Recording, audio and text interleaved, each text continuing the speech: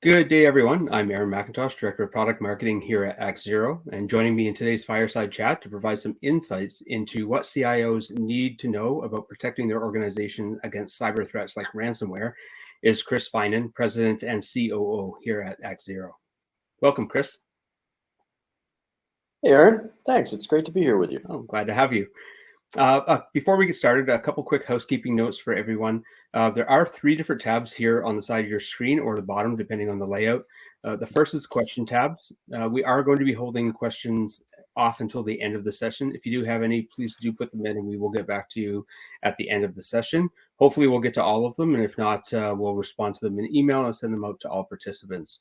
Secondly, there's an attachments tab. We may talk about a few different pieces and collateral throughout the session, or webinars, or even other fireside chats. We'll provide links to those there as well. We'll send them to you afterwards. So if you do miss them, don't worry, you will get those. And there's a rate us and feedback tab. We're always looking for feedback. What went really well? What did you enjoy? What could we improve on? We're constantly trying to improve, just like we are with our service every single day. So let's get started. Healthcare providers and organizations are increasingly under pressure and targeted for their electronic healthcare information, or EPHI. It's more valuable than other types of data. It fetches a nice price on the dark web, if you will. And CIOs, you have your jobs cut out. You have the task ahead of you to try to protect yourself against these threats. And it's not always easy. So to manage that, you're always looking for ways to optimize and a little bit of feedback on things that you can do a little bit better. What are other CIOs doing? So I have Chris here today to talk about that. So Chris, let's start.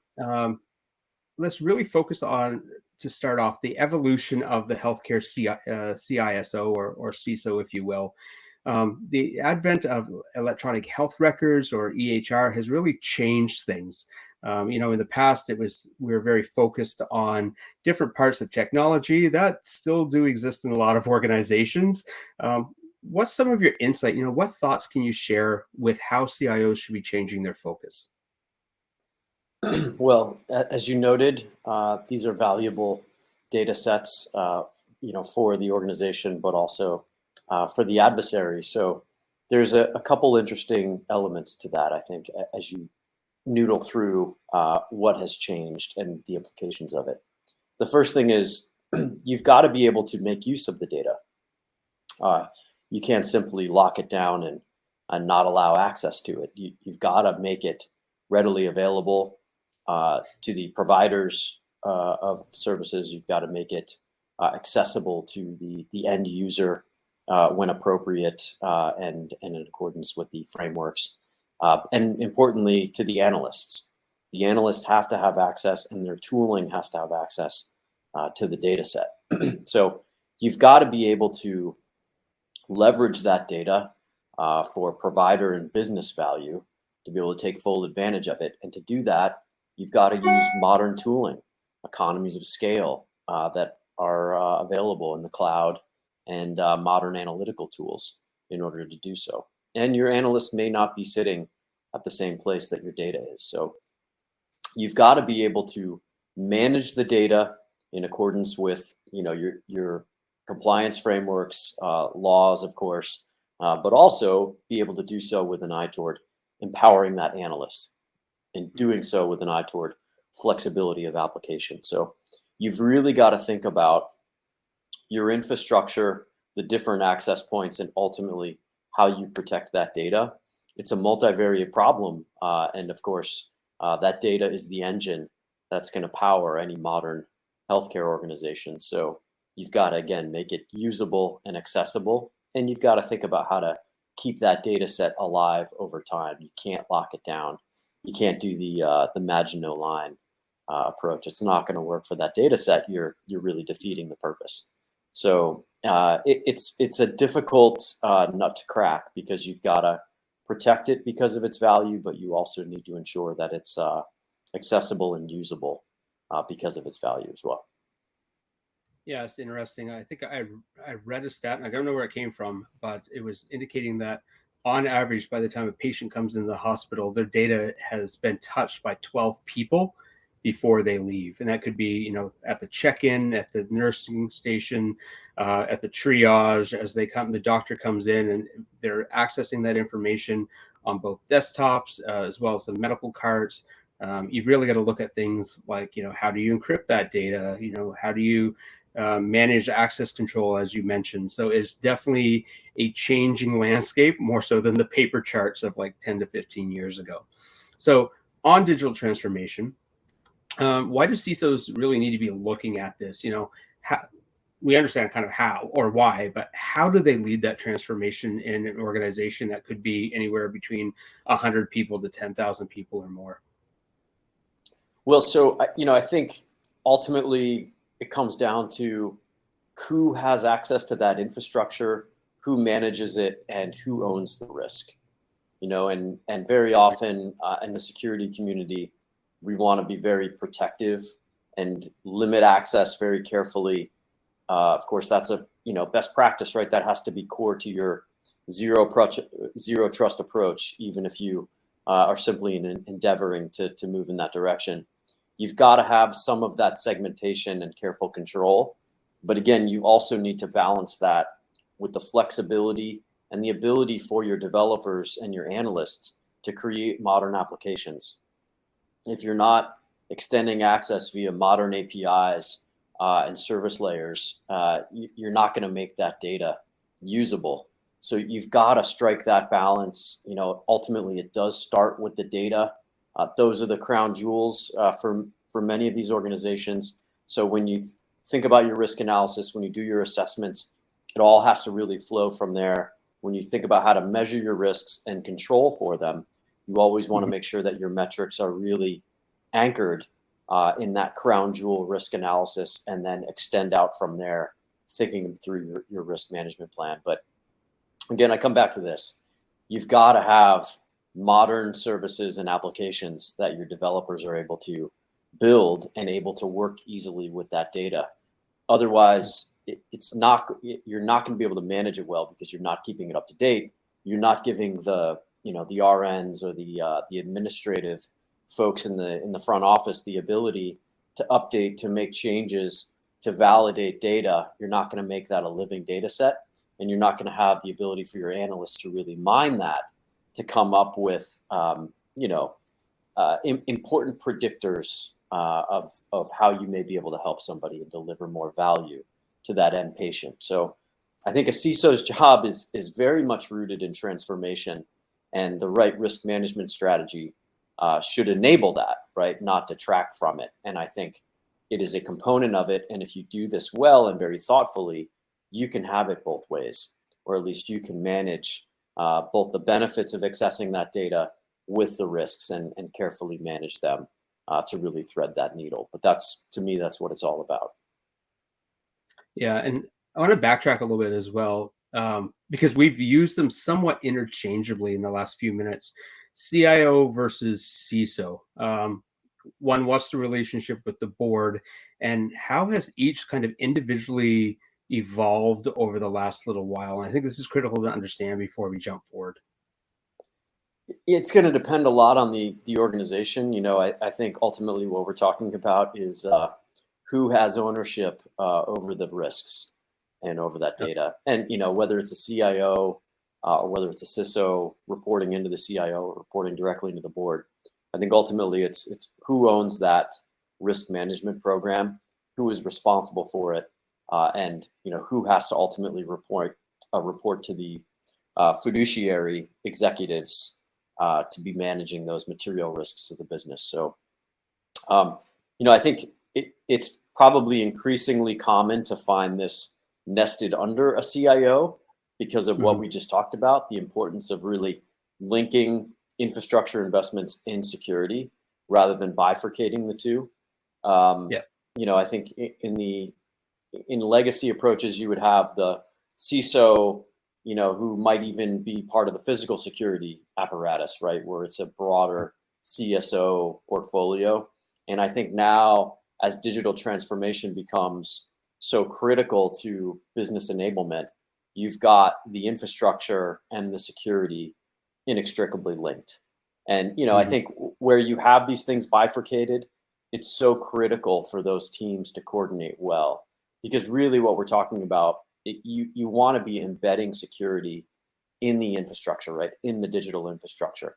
That has to be part of how you're managing the data to manage the risks. You don't want to bolt it on after as a program. You really need these things to be really well integrated. So I think it can work well if it's two different organizations and individuals, as long as they're coordinating and planning together very carefully, and they're using the same risk analysis to guide their programs and investment priorities. But I think increasingly we're seeing these things converge because it's all about the infrastructure, right? The data is part of the infrastructure. You can manage it programmatically, and you want to make those risks and that risk management all carefully integrated as part of your business strategy. Yeah, and that's a challenge for a lot of organizations, especially when they're running kind of old infrastructure, they're running old processes, and they're also, they've got a changeover of staff, right? And some things were coded or even built by their IT staff before. So on that point, we've been in this kind of stage of transformation over the last couple of years since COVID hit. Some people like to call it the age of the Great Resignation, if you will. What should CISOs be thinking about when they're building a team during this digital transformation stage of their organization? Well, look, I think everybody needs to be thinking about how you recruit and retain great people.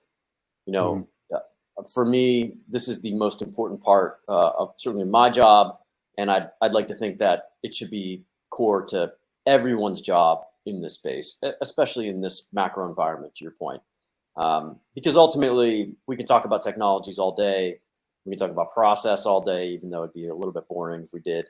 But we all know those are part of life in an IT or a very IT centric company. And I'd say there's always a risk that we get overly fixated on those things as the remedy to these problems. And, a lot of us are technologists at heart. We love it, right? That's why we're in this business. And there's always a danger in having that overshadow the critical components of the people. And, we give lip service to people, process, technology in that order. But very often the people are sort of, you assume that that's going to work out, right? Or that's an HR issue. When in fact, I think it is core to how we deliver security, right? And how we actually manage datas and infrastructures. Ultimately it comes down to your people. And if they're getting burned out because they're overwhelmed with low value activities or having to manage tooling that is, driving them nuts, they're not going to have fun in the job, right? And they're going to start to think about, hey, is there an easier way for me to make a living? So, I think you got to be really mindful of them, especially in this environment, but overall, because people are ultimately the reason these things work, right? And the reason these things, when we succeed and we defeat the attacker, it's usually because of attention to detail, careful planning and analysis, and outstanding execution and implementation. And we all know implementation is always the hard part. You can plan these things out, you can have the perfect strategy, but if you don't have people to implement it, and that may be partners, it may be vendor management, may be part of it, but ultimately you've got to have a team, or at least somebody who owns that as part of their portfolio, who can own it, is accountable for it, and can ensure that those priorities are being met. And I'm a big believer in that at heart. It's always a people problem, and especially I think in the businesses of IT and IT security, we have to make sure that we're carefully keeping that in mind. Yeah, and investing in the right people sometimes is costly. However, it is a critical piece to your success. So one of the final questions I have for you is, we've talked about the relationship with the board. We've talked about the digital transformation. Bottom line, one of the most critical parts of any decision is cost and budget. So from that perspective, organizations, health organizations in particular, have really struggled with that, and that balance between investment in tools versus investment in people. And that's especially true when it comes to investment in cybersecurity and where it fits in the order of priority of spending.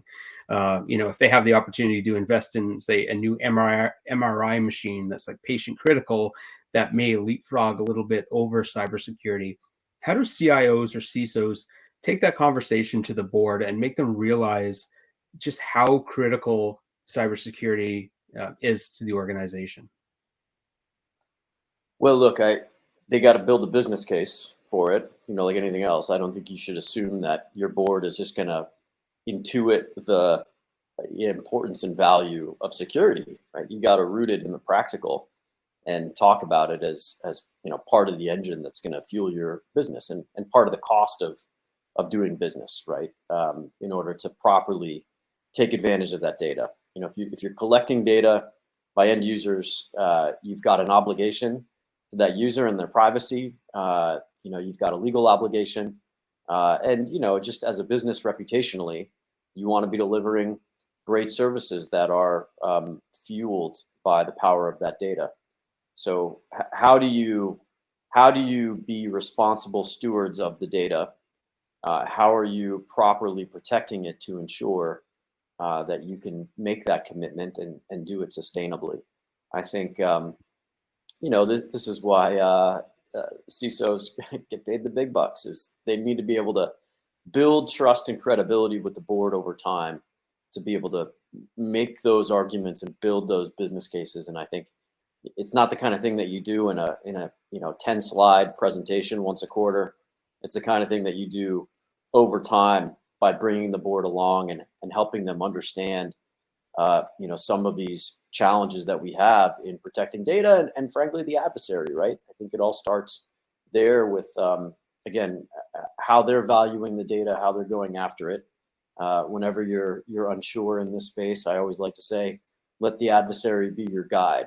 They're going to show you the way to making sure you're protecting what's valuable and being able to make that case very clearly to the board about how much to invest. Yeah, good point. Now, I'm at the end of the questions I had for you on the session, but we did leave some time at the end for audience questions. So I'm just going to take a quick look. We do have a number of them.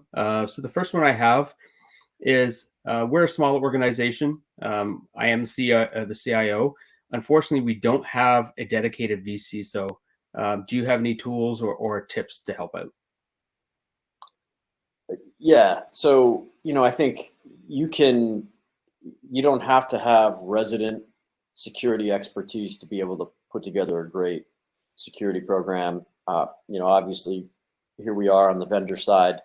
We have a bias and probably to managed services, but the reason I got into managed services because we see that as the scalable means of delivering expertise and whether that's consultancy expertise or deeper expertise in actual detection and response and compliance. I think you want to find that expertise and make sure that you're incorporating it to help you build that risk management program. Make sure you've got that comprehensive strategy, and then think about all of the components that you're going to need to prosecute it. And again, some of that you can procure, some of that you can read about and learn for yourself. There's plenty of open source frameworks and plenty of vendors who are giving away lots of best practices and advice. So I think there's a way to build it even if you don't have it resident in your organization, but it's got to be, you still have to have the program, right? The program is a necessity. Having the resident expertise, that's not a necessity. Okay, thank you. And the other questions I have here is we are moving swiftly to the cloud. However, we do have some reticence from the board to do so. Do you have any tips in regards to managing cloud security? Yeah, well, if you're not moving to the cloud and you're trying to do any kind of data analysis, you are going to be woefully behind. So you've got to figure out how to do it. Plenty of companies that are highly regulated have figured that out.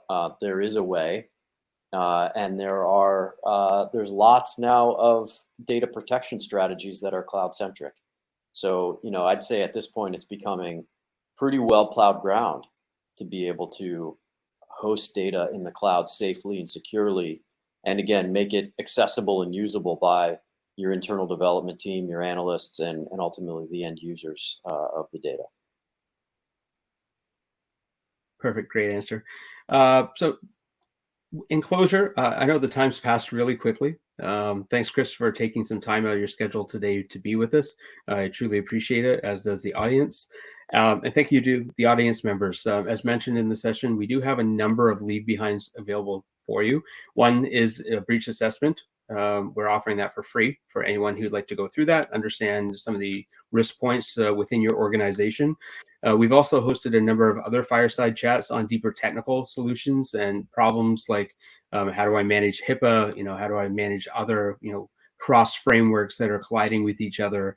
What should I be doing in terms of securing my supply chain? We do have a bunch of those fireside chats that will delve a little bit deeper into those. Of course, you can always go to the ActZero.ai website where you'll find a lot of information.